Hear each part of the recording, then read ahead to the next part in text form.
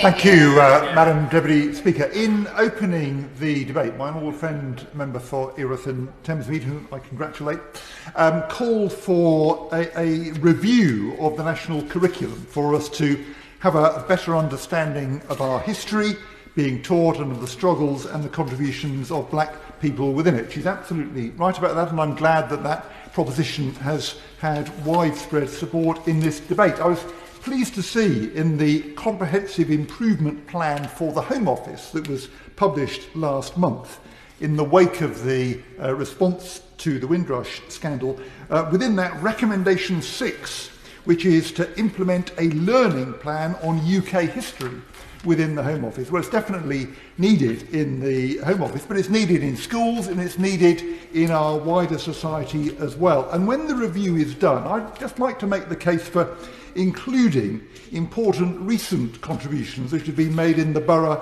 I represent. I was there in the early 1980s when the first generation of Asian young people was making its way through the education system. In September 1983, after a series of incidents in and around Little Ilford School, this was just a few months before I became a governor of that school, racist thugs started to attack young Asian pupils, and the young people started to organise to defend themselves. 8 Asian youngsters who were essentially the victims of racism were arrested and charged with conspiracy. They were the Newham 8. They secured massive community support, not least from other young people, and they were eventually cleared as the courts recognised that they were acting in self-defence, or they were given minimal community sentences. That campaign and many others secured change. Racism was defeated. The culture was changed, and I pay tribute to those who, despite being young, took a stand and won.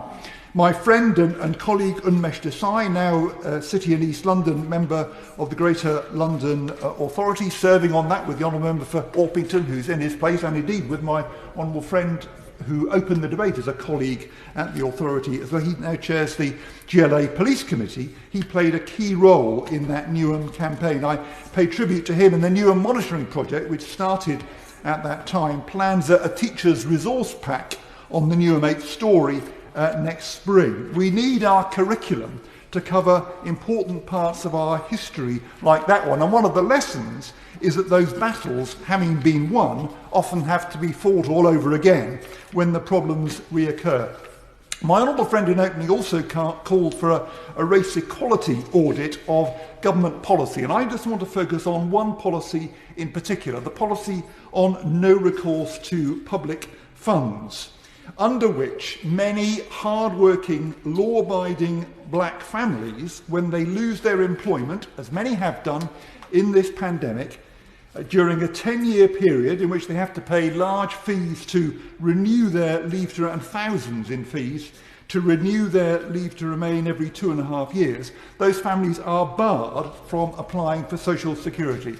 There are 1.4 million people across the UK who can't access the benefit system for this reason, including families with 175,000 children. 100,000 families have had that condition imposed on them in the past year. The Unity Project, which does superb work in this area, recently reported that out of a group of 140 families that they were working with, this a condition imposed on them, 77% are black African, 12% are black Caribbean. Certainly the overwhelming proportion of those affected are from the ethnic minorities. There is a disproportionate impact on black British children. 85% of the families in the Unity Project research had at least one child who is a British citizen.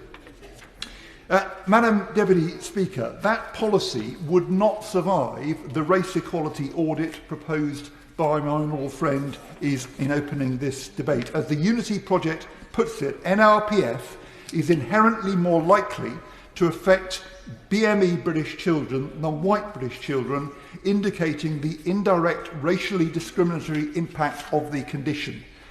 Is that the intention of the policy? No, it isn't, but it is the impact of it, and we need to address it.